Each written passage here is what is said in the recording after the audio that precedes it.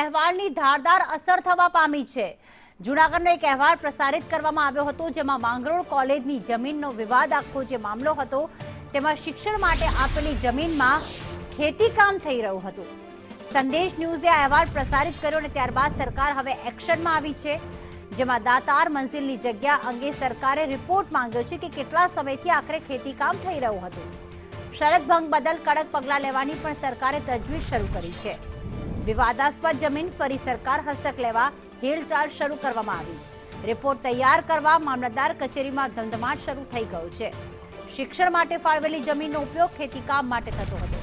વધુ અપડેટ સાથે કેતન જોડાઈ ગયા છે। કેતન, આખરે ઇમ્પેક્ટ પડી છે અને હવે સરકાર જાગી છે, કેટલા સમયમાં રિપોર્ટ આપવો પડશે? ચોક્કસ કે જે રીતે સંદેશ ન્યૂઝે જે માંગરોળના કોલેજની જમીનનો જે વિવાદ મામલો હતો, તેને શૈક્ષણિક હેતુ માટે આપેલી જમીનમાં જે ખેતીકામ થતું હતું તેનો અહેવાલ રજૂ કરતાની સાથે તંત્ર છે સફળ જાગ્યું છે। સરકારમાંથી પણ રિપોર્ટ માંગવામાં આવ્યો છે।